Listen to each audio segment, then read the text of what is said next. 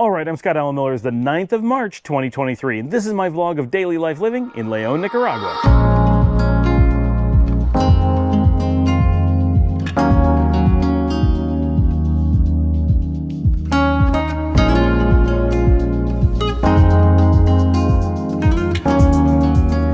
All right, before we get into today's show, yes, I'm filming yesterday, today, and tomorrow, all standing more or less in the same spot all at the same time, just because I needed to get it done. I think I explained yesterday, or maybe I probably explained it tomorrow.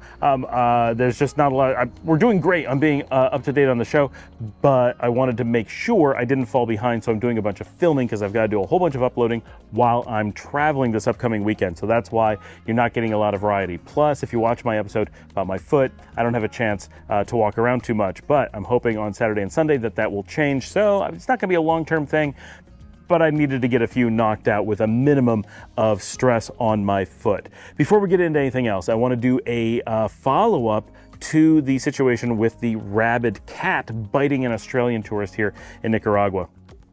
And I already have this on my shorts, and I know a lot of you watch both, but a lot of you don't, and I wanted to make sure that this got really well covered because this is, one, it's an important thing on its own, and two, it's part of a bigger problem of a continuous this overwhelming amount of fake, very negative news about Nicaragua. No one's making fake news about like, oh, Nicaragua is suddenly rich and you know, it's a paradise and everyone's being handed gold doubloons just for showing up. Like, no one's giving that kind of fake news. It's all this like super ultra negative stuff or things that sound negative. Often the news is actually quite positive. Oh, this really good thing happened, but we're going to say it in a really negative way. And it's something that really happened, but it was actually positive, but we just say it with a negative tone, and people, because that's how they take marketing and that stuff, they hear the tone and not because it's like, oh, it's complex to understand whatever thing is going on. So we just listen for the tone. Oh, it sounds like a terrible thing, so it must be terrible. That's why they're telling us. And then we assume this bad thing happened when often nothing happened at all, or it was actually a positive thing that we just didn't think critically about.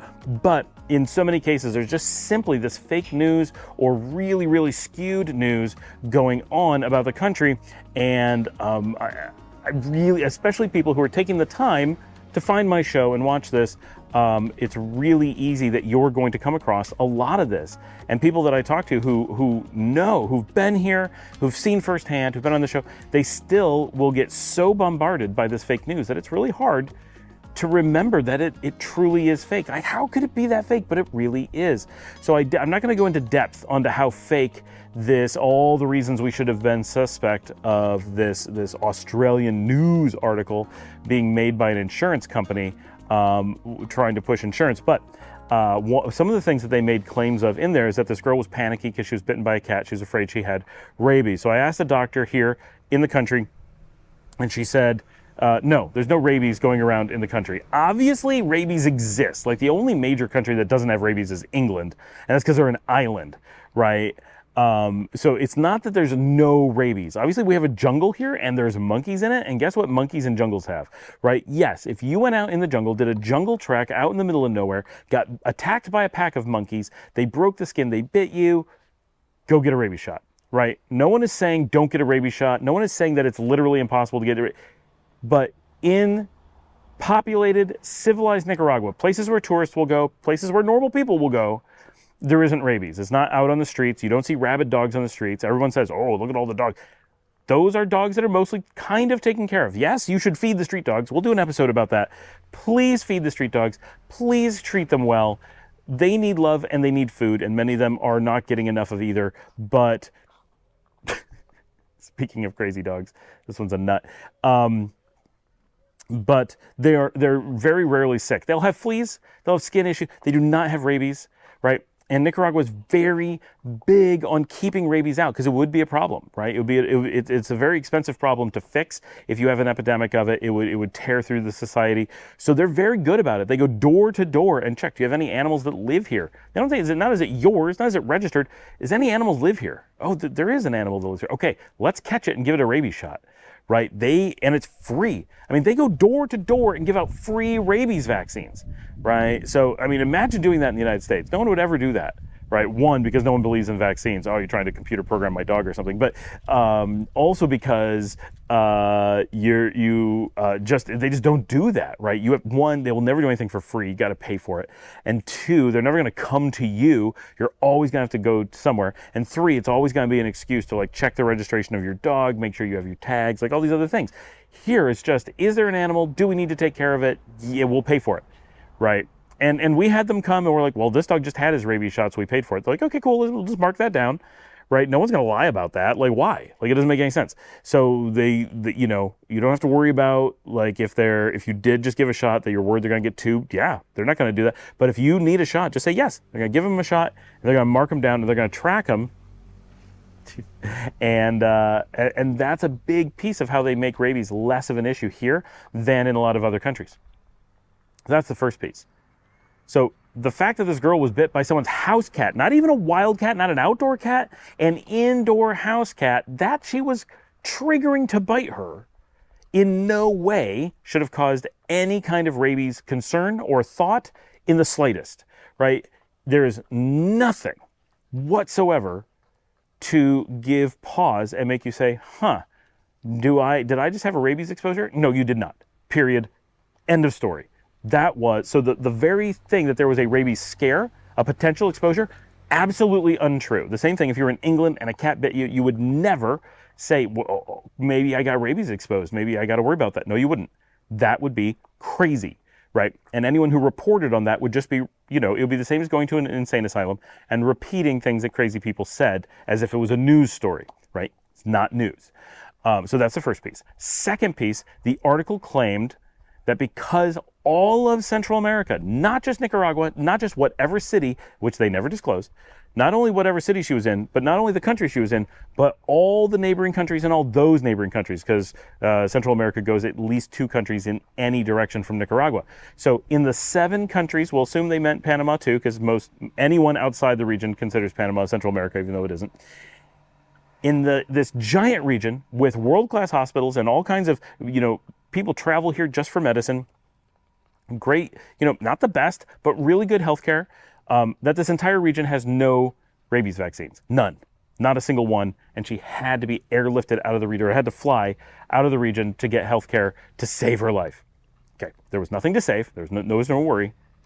And the rabies vaccine thing was false. I verified with a hospital in Managua, there is a rabies vaccine ready, the treatment after you've been bitten.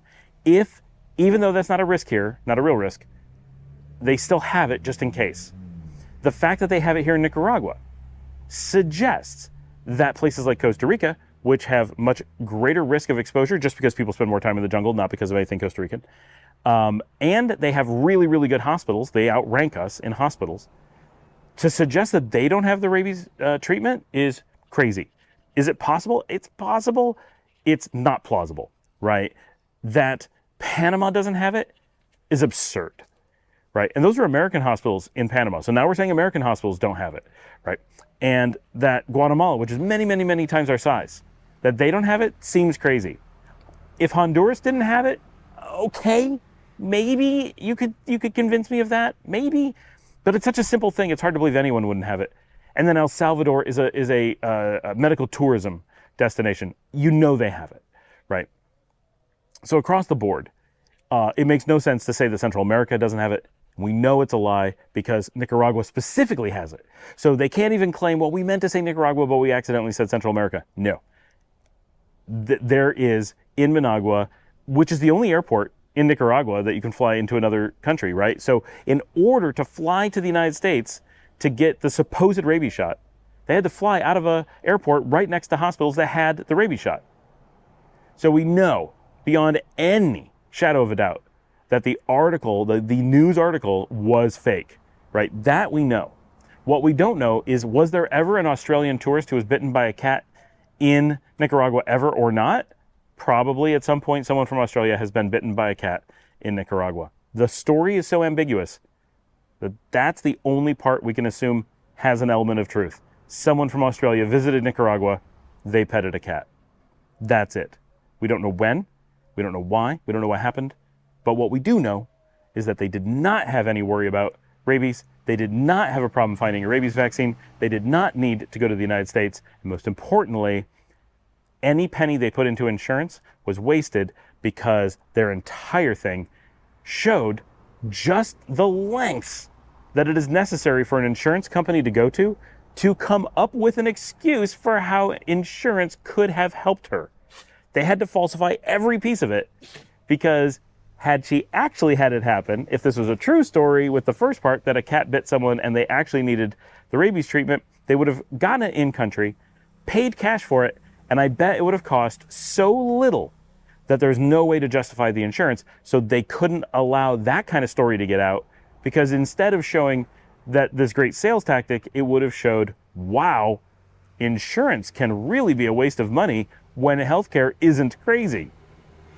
Anyway, I'm sorry that that went on for 9 minutes, but it's such an important thing that it's so tempting to see all these news and be like, it's repeated everywhere. No one is fact-checking these things. No one has an interest in getting the information right. It's just clickbait. It's what pays their bills. And with a little bit of critical thinking or a little bit of research, and best, both, it's really easy to often see, oh, wait, either the thing they said can't be true, the thing they said is unreasonable, the thing that they said has no foundation behind it, there's no reference to it, the article isn't written like news, or in some cases, read it carefully and say, wait, because a lot of times we'll get this terrible thing happened as like a headline. And then when you read the details, you're like, wait, those details, I would sure hope that would happen if that was that's good stuff when it's actually described. And so careful with how you look at news coming from abroad, because I assume it's happening everywhere. The amount we see it here and can prove by simply observing firsthand how fake it is, we have to assume that there's a lot of that going on other places too. And it's easy to get caught in well, they wouldn't lie to me that much feeling. Yes, they would. And it's not a conspiracy. It's not a big plan. It's simply, this is an easy way to make money. No one's going to check up on us. So, and if you slander, if you libel someone foreign, they really have no recourse. And so especially in a case like this, there's nobody to make a claim against, right? There's no person who is harmed by this fake story except for the people who believe it, right? The people they trick into getting insurance, or the people who don't travel where they should because they're convinced that something safe is dangerous because they're getting bad information. So there's nobody to file a lawsuit. Even the girl who was bitten doesn't really exist as far as we know. So she can't even say, that's not what happened, you're making me look bad, because she's just a photo they pulled off the internet, probably. And we don't know her name, we don't know where she was, we don't know where she was from, nothing, right? These details, they matter. All right, on to the day. All right, today is Thursday, and because we have so much going on this weekend, today is kind of our last day to relax. We did a lot last week, and this week has been very much a catching up week, and I'm heading to Managua tomorrow, checking out some new restaurants and doing some fun stuff. So today pretty much took it easy, and something that we did this evening, which is fun, is Dominica and I got Liesl to watch more of Are You Being Served With Us, which we started a while ago, and we have not had a setup in a while. There must be a squirrel up in the tree, Ardilla. So we sat down and watched several episodes of Are You Being Served, which Liesl enjoys, and Dominica and I have been watching more or less annually since we were first dating. I think we probably watched it even before we got married, but we have been watching those for a very long time.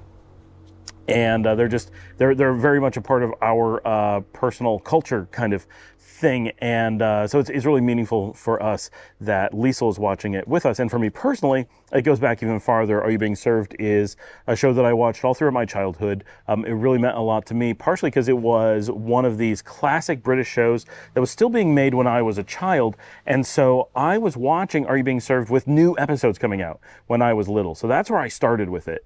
And it's very little, right? This was the first show that I probably really watched on public television, which of course no one watches anything on public television anymore, but back then that was a bit like that's, I mean, obviously I watched Sesame Street and that stuff, but like of nighttime stuff, of like adult programming, Are You Being Served was one of the very earliest, and I watched it alone some, but it was also something that as I got older, my mother would watch with me, and so she and I would often stay up late on a Saturday night, which I think is when it aired on Channel 21 PBS back in Rochester, New York, WXXI, and it was a big deal on Saturday nights that, we would make snacks and sit in the basement and watch Are You Being Served together. And it was one of those very few things that she and I watched together. I mean, we watched lots of things like randomly together. Or, oh, here's an episode of Murder, She Wrote, we'll watch that or whatever. There's lots of things that we watch together, but this was like our show that we had on like a Saturday night thing to watch. And so Are You Being Served has always been very important to me personally. And I love the show, like it's really great. And when they did the reboot of it, or the continuation of it, depending how you want to look at it, which is Grace and Favor. There's some, Are You Being Served Again is what they call it in the United States, but Grace and Favor is the actual name. And when that came out, I was such a fan of the original series. And to me, Grace and Favor is this like brand new thing, but I think it was actually made in like the mid 90s, maybe even earlier. Like it's really old on its own, but it feels so incredibly modern compared to the original show. But all of the original show is so classic for me. I know every line, every episode, every single thing that happens so well. And then Grace and Favor, I actually think is better than the original portion. It's less episodic and just such a great story, and is able to run with the characters and update it so well. Such an excellent show. It's what got me into British television. It's what heavily influenced my love of sitcoms and a lot of humor, and I just really love that show. So it's really awesome for me that Liesl is watching it with us now, and I hope that she's able to make it through the entire series and see Grace and Favor and all that. So we're watching that on BritBox while we're here. Even though we own them all on DVD, we don't have a convenient way to watch them. So that is something that we are working on. And that is pretty much our day. We're just chilling, having a nice quiet evening, because it's going to be a busy weekend. We got stuff going on at the beach this weekend and just all kinds of stuff. So that's pretty much our day. Sorry, it's kind of a boring update today, but I really wanted to cover that stuff about the rabies bite. That's so important to make sure these references exist. And I want to point out, my father sent me a note after my main video about that went up.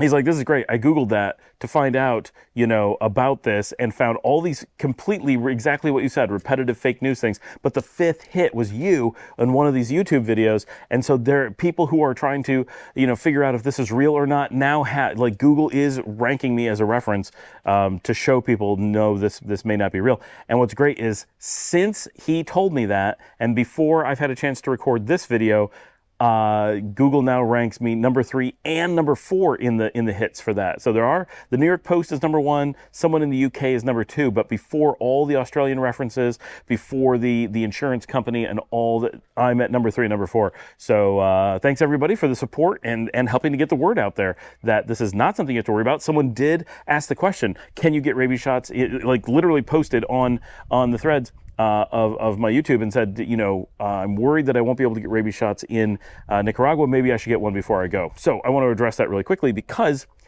I wouldn't do that.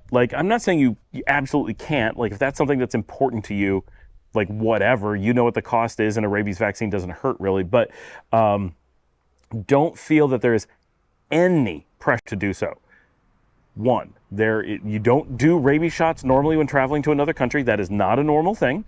You don't do that traveling anywhere, really. It doesn't even cross anyone's radar. You don't think about that because it's not a thing, right? Yellow fever, yes, if you're traveling to certain parts of the world, you need a yellow fever vaccine. Some places you may want to consider dengue if it's an outbreak. There's realistic shots you need to get when going to certain parts of the world. However, they say that about coming here, and we never get them, right? Chikungunya, dengue, we don't worry about those things normally because they're not that big of a deal, right?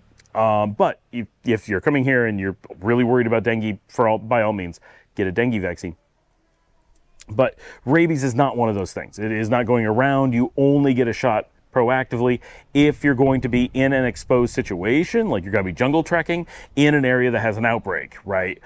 Because the vaccines are kind of expensive and the risk is incredibly low of getting exposed. If you do get exposed, certainly that's scary. And So like I said, you don't do that in general for traveling. So that alone is a reason to rule it out. And it's what we call in the IT industry, it's called being weird. Like, what is triggering you to, well, you're the only person who's ever had a concern. Like, millions of people travel to this region with no problem. No one's ever had a rabies story. There's no actual concern whatsoever. Why do you feel you need a very outlier medical treatment? If you needed a rabies shot, there are thousands of other far more likely things that are a much bigger risk that you would actually be concerned about in most cases, right? So it's very much like it just doesn't make sense. The pieces don't come together as a thing. There's no websites warning that you need that or anything like that. And the second thing is, if there was an exposure, you are completely covered here. There are rabies treatments in country, so you have no particular need for rabies shots because you have good health care with the treatment you need with essentially no risk of needing that treatment. Feel free to travel to Nicaragua with no medical preparations whatsoever. If you're really worried about malaria, dengue, chikungunya, things that actually do exist here, things that are actually much higher risk here than in, say, the United States, where dengue really doesn't go, right? Then those are reasonable. I've never told anyone to get them, but they're within the realm of reason. If there's something you're concerned about, if your doctor feels you're especially exposed to them or at risk from them, certainly get those vaccines that your doctor recommends. Talk to a doctor, but don't listen to a doctor who's just reading some fake news and going, oh my gosh, you're going to die of some random thing that doesn't really exist. No, keep it reasonable. If you need shots, yes, get the shots. I'm never going to tell someone not to take precautions, but keep them reasonable. If you're getting hundreds of other vaccines because you're in incredible danger of all kinds of things and rabies just happens to fall into that list, well, okay, that's very unheard of, but if that's true, fine. But in general, just keep it normal. This is not an area of the world where you need particular medical precautions. You see us out and about every day. None of these people are getting vaccinated for any of those things. I have gotten dengue. It sucks, but it was okay, right? I don't bother with vaccines for much of anything. COVID vaccines, yes. But I don't get flu vaccines. I don't get yellow fever vaccines. We don't really have that here. If an outbreak happened, I would go get a vaccine, yes. But this is not a real risk here. We're not in the yellow fever zone. The diseases that are prevalent here are not generally deadly, right? Very unpleasant, sure. Chikungunya is not going to be great. Dengue hurts, right? But it's just a nasty fever. It is very rarely worse than that. Very rarely has long-term effects. Whereas, yellow fever potentially is a lot of damage. Luckily, this is not the yellow fever zone. So people coming from other zones, we require yellow fever here if you've come from an exposed zone because we don't want you spreading it. But you do not need that to come here. I've had people mention that they thought they had yellow fever to come here, and you do not. But if your doctor thinks you're at really high risk of yellow fever and you should have one anyway, fine, no problem. But you don't need it for here. You're not going to get exposed here. If you were going to, you would have a lot of warning. The government would issue yellow fever warnings that there had been an outbreak because of an exposure from the yellow fever zone. That zone being south of us, like Colombia and south, there's like a small band that's at high risk of yellow fever. If you're traveling from those locations, yes, you have to be, but that's to keep you from spreading it, not to keep you from getting it. Anyway, thanks for joining me. I hope that that helps even more to clear up a lot of things on the vaccines and the health concerns. Really low key. You don't have to be concerned. I know that it's always good to be concerned about your health, but don't elevate it too much, right? Keep it within the realm of reason. You really do have great healthcare options here. You are generally in really great shape.